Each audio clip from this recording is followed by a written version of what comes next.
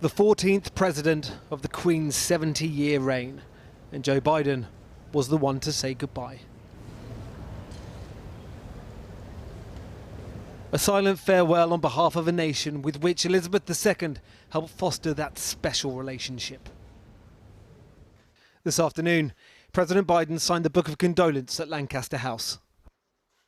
When the Queen had us to the castle for tea and we were joking crimpets, she kept offering me more. I kept eating everything she put in front of me. But she was the same in person as her image. Decent, honorable, and all about service. And our hearts go out to the royal family, to King Charles and all the family. It's a loss that leaves a giant hole. From bidding goodbye to the Queen to greeting the new king, President Biden and heads of state from around the world arrived at Buckingham Palace this evening for a reception hosted by King Charles III. Day and night, people have queued in their thousands to see the Queen lying in state. Now they're lining the streets, static, in makeshift camps, hoping to wave farewell as she makes her final journey tomorrow. I brought Poppy up on Wednesday to see the coffin be moved, and it was just so, I don't know, amazing, yeah. We just had to come back. I think it'll be a very solemn occasion, but we feel very privileged that we're able to be here and be part of the procession and see everything. Oh my goodness, it's been amazing. Everybody is just on a high, to be honest. As much as it's a funeral, it's bittersweet. Everyone's come together and really shown so much respect, and yeah, it's just been crazy, to be honest. At precisely 10:44 a.m. tomorrow, Her Majesty's coffin will travel from the Palace of Westminster to Westminster Abbey. And at 11 a.m, the eyes of the world will watch on for the final farewell. Following the state funeral service at around midday, the procession through London will commence. From Westminster Abbey, along Whitehall to Horse Guards Parade, along the Mall, where well-wishers are already camping out, and past Buckingham Palace to Wellington Arch. There, the coffin will be transferred from gun carriage to the state hearse. As they leave, the national anthem will be played, the journey then through the streets of West London, and every inch of the 20 miles or so to Windsor expected to be lined with thousands upon thousands. And just after 3 p.m, the procession will enter the Long Walk, destined for St George's Chapel at Windsor Castle. Outside the Abbey, countless millions from around the world will be watching tomorrow, but inside, a relatively small number of people asked to join this moment in history. 500 heads of state, foreign dignitaries and members of other royal families, and of course, friends, family members and royal courtiers. But among them also, just shy of 200 people recognised in the Queen's birthday honours list earlier this year. One of them is CN. I still haven't really processed what I think this means. CN received an MBE after years of volunteering, forming LGBTQ+ choir groups. Yesterday, he heard the new king describe the UK as a community of communities, a thought that resonated within him. How important do you think it is that that community of communities is represented at the passing of the Queen tomorrow? I think it's really, really key. She's the only queen I've ever known, the only monarch I've ever known. But in that time, the UK has undergone such significant changes. We've gone from a society that was very conservative, somewhat parochial, very hierarchical, to a society that's much more plural, much more diverse, much more forward-looking, much more cosmopolitan. And I think that's a really, truly wonderful thing to celebrate. And so my being there is actually part of that celebration of the journey that the UK has been on over the Queen's lifetime. From the kindness of strangers to the loss of those closest. This afternoon, the Queen's son, Prince Andrew, issued a statement saying, "Mummy, your love for a son, your compassion, your care, your confidence, I will treasure forever. I have found your knowledge and wisdom infinite, with no boundary or containment." This evening, a nation, a world prepares not just for a state funeral, but the final farewell to the second Elizabethan era. Well, earlier I spoke to Queen Rania of Jordan, who's here for the Queen's funeral. I began by asking her to share her memories of the late Queen. she would always go out of her way to put you at ease, to kind of disarm you, and in very, very subtle ways, you know, through a little joke or just a question she'll ask you, or just by making eye contact.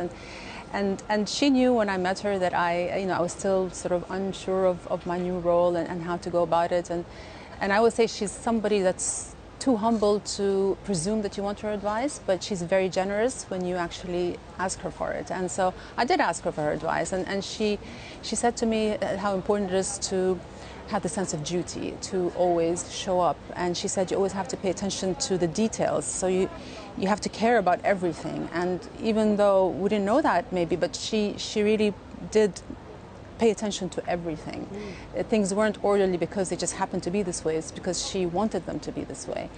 And so I've always looked up to her. She's always been a role model. I think she's, for generations, shown the world what it means to be queen. And I think she set the bar so high with her sense of duty. And what do you make of all the crowds you see, you know, filing past her coffin, turning out here? Honestly, it's just been so overwhelming to see. You know, you look at all these people and none of them have to be here. And people standing in queues, nobody's asking them to do that. And all over the world for the last 10 days, people have been glued to their television sets. Nobody's asked them to do that.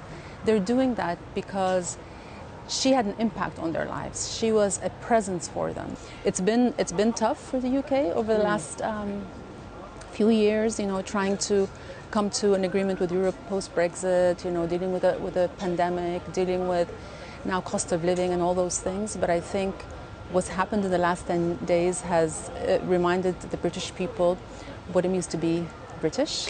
Well, it's interesting you mentioned the cost of living crisis, and you know, obviously the spectacle of all the ceremony and the pomp, it's lavish. Is it hard to reconcile in some ways that sort of pageant and pomp of the monarchy with the ordinary sort of grind of the cost of living crisis? What you're speaking about, the pageantry and all the ceremony, this is part of the British brand, you know. This is what distinguishes you in the rest of the world. People look at this country in awe, and I think there's been so much respect from all over the world, just looking at how things have been done and conducted in such an orderly fashion over the last 10 days. And the smooth transition with the swearing in of the new king, and how people have really closed ranks and come together. You've met the new king many times as well, and also the Queen Consort, Camilla. Of course. How do you think they'll conduct themselves that will be different from the Queen and Prince Philip? Well, look, every era has its different characteristics, and there is a person for every era. So Her Majesty served during her 70 years, and now is the time for King Charles. There will be a sense of continuity because there are so many values that she has instilled in him, and I see them in him. I've known him for many years. Would you like him to carry on speaking out about issues like climate change that he feels passionate about? Well, you know, that's not for me to say, but all I can say is that he was a pioneer, and he was talking about these issues long before people started paying attention to them, and now he's been proven right, you know. There were times when people were wondering why he was raising such issues and didn't take it seriously.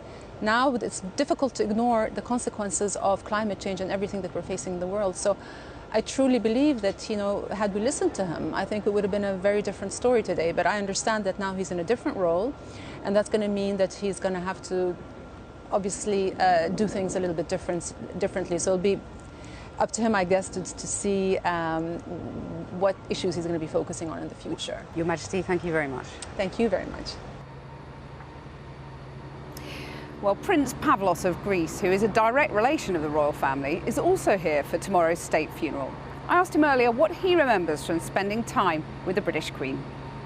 My memories of Her Majesty the Queen have always been of the kindest person.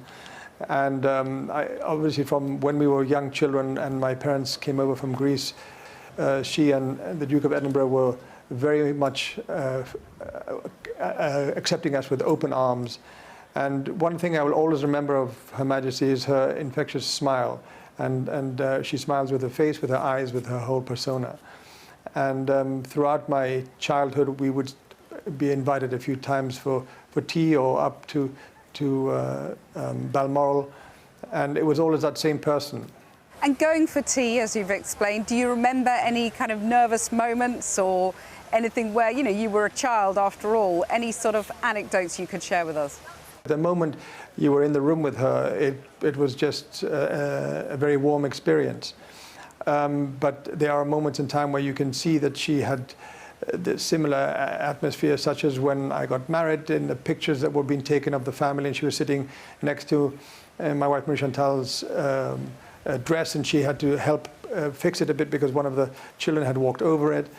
More recently, we were at Windsor Castle for a dinner where I was with her and the Duke of Edinburgh, and my parents were still coming through, and my father is not so well and was in a wheelchair. So by the time he was brought up, the Queen had come through her private quarters to receive us. And again, one of those wonderful smiles, and brought us in, got the Duke of Edinburgh up and started walking down the hall with us. And so myself and my wife were just felt like we were just part of her family as normal. It was one of the warmest and coziest experiences. And then she had to go into, you know, shaking hands with everybody else, to the Duke's despair. He's like, do I have to do this? And she goes, yes, you do.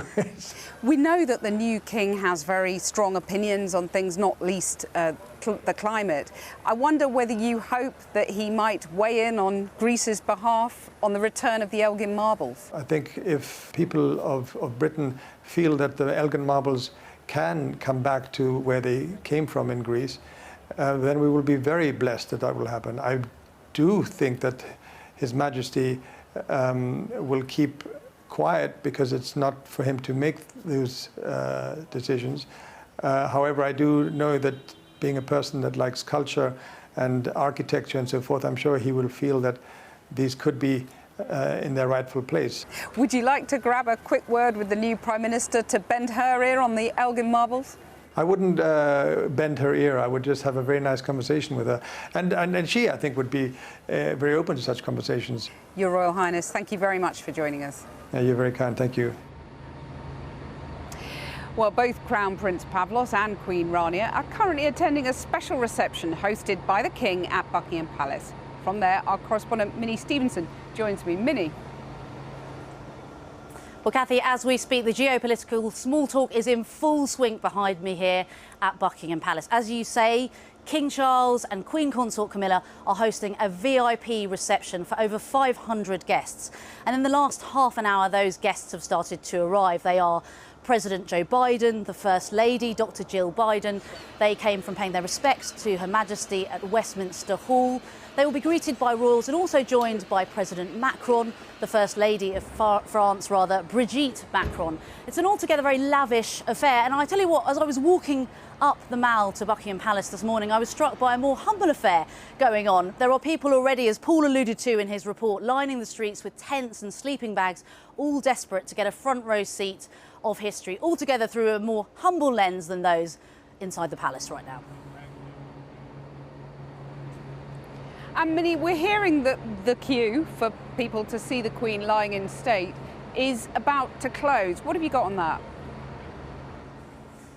Absolutely. Well, I can tell you the queue is still moving and it will take you 8 hours to get to the end. We're being told that the queue will close this evening, so it should be imminent. Now, this queue, hasn't it, has taken on a life of its own, stretching over 5 miles long. There was a queue to join the queue, and you could even see it from space. But this has been a moment for many people. That will close at 5:30 a.m. tomorrow, ahead of Her Majesty's funeral at Westminster Abbey. Minnie, thanks very much. Well, we don't often see so many global leaders gathered together in one place, many without their usual aides and advisors. Though not everyone has been invited, of course. Jonathan Rugman joins me now.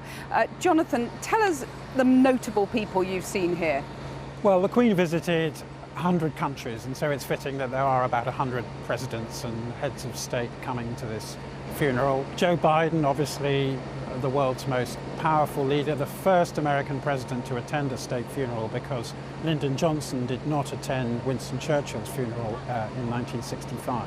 It's interesting that the one-on-one with Liz Truss has been postponed until the UN General Assembly, when they will meet in New York on Wednesday. Now, there's plenty Biden and Truss agree on Ukraine, on China, but there is tension over Liz Truss's threat to tear up the Northern Ireland Protocol, and it may be that Joe Biden, who is very proud of his Irish roots, may wish to talk tougher in New York than he can do on a big occasion like this.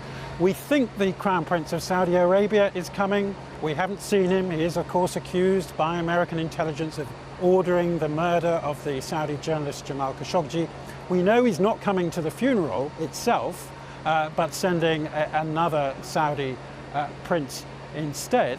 And of course, as far as he's concerned, if he does make it this far, it will be part of his rehabilitation on the world stage after having met Joe Biden and Emmanuel Macron over the summer. One other notable attendee, Elena Zelenska, the wife of the president of Ukraine. The president himself is not coming because, of course, he's got a war to fight. And so who's not here or hasn't been invited? Well, the heads of state of Russia, Belarus, Afghanistan, Syria, Venezuela, Iran, they're not invited. President Erdogan of Turkey, and Turkey's a NATO ally, well, it turns out that he's not coming because he was told he couldn't bring his official car with him. So he's gone off to the UN Assembly in New York a little earlier than planned. And I think there is this issue about transport to the Abbey. Are we really going to see Emperor Naruhito on a bus, Emperor of Japan? Probably not. And I think some of these leaders are trying to wriggle their way out of the transport that's being offered.